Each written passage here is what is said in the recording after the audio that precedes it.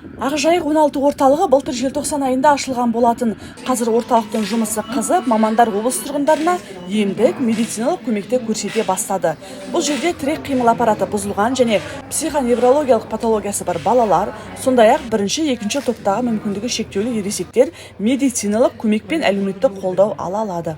Ақжайық 16 орталығында психолог, логопед, дефектолог және медицина мамандары қызмет алушыларға көмек көрсетеді. Батыс Қазақстан облысы бойынша жаңадан ашылған үлкен орталық. Біз осы Батыс Қазақстан облысында жаңағы ауыл, аудан барлығы келіп бізде қызмет түрлерін ала алады. Қазақстан бойынша бізде 4-ші ашылып жатыр. Бұрын соңды дейтін Астанаға, басқа қалаларға барып оңалу орталықтарына баратын болса, қазір біздің өзіміздің Батыс Қазақстан облысында ала алады осы оңалту орталық. Орталықта заманауи аппараттар мен құрылғылар орнатылған. Осы құрылғылардың көмегімен инсульт алғандар немесе тірек қимыл аппараты бұзылған адамдар қолдың ұсақ моторикасын дамыта алады. Қайта жүруді үйренеді, омыртқаның қозғалтқыштығын дамытады. Бұл құрылғылар тірек қимыл аппараты бұзылған науқастарды аяққа қайта тұрғызу үшін таптырмас құрал дейді мамандар. Алтынбек мырза, сіз бізге осы аппарат туралы толығырақ айтып берсеңіз, жаңа өз сөзіңізде айтып жатырсыз ғой, Қазақстанда осындай аппарат тек қана азғантай деп, бір-екі қалада ғана бар деп жатырсыз. Мұның ерекшелігі қандай және бұл не үшін қажет? Бұл деген локомат деп аталады, бұл робот деп айтамыз өзіміздің тілімізде. Яғни мынандай аппараттен Қазақстан бойынша 2, Астана қаласында бар.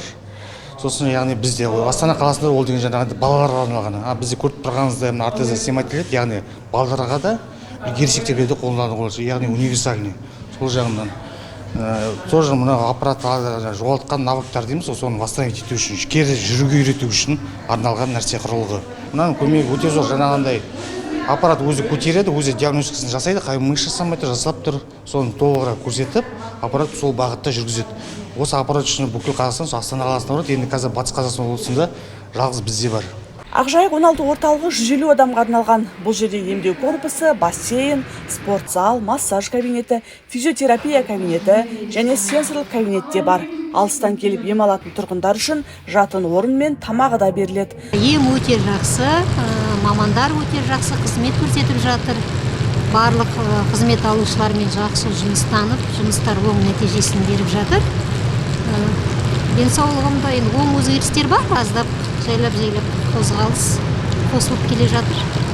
Ал бұл сенсорлық кабинет. Бұл жерде зейіні тұрақсыз, бір орында отыруға дағдыланбаған балалармен жұмыс жүргізіледі. Балдар осында келгенде тынышталып, зейінін тұрақтандыруына, сонымен қоса сақ моторикамен жұмыстануға және тірек қимыл аппараты бұзылғандарға тактильный дорожкалар барына жүруге, әртүрлі жарықтардың өзі балаға бұл кабинетке келгенде басқа кабинеттердің ерекшелігі бір ертегі әлеміне кіргенде болып, бір өзін ерекше сезініп, жаңадай зейін тұрақталуына көп септігін тигізеді. Мүгедектігі бар балалар мен ересектерге арналған бұл орталық заман талабына сай жасақталған.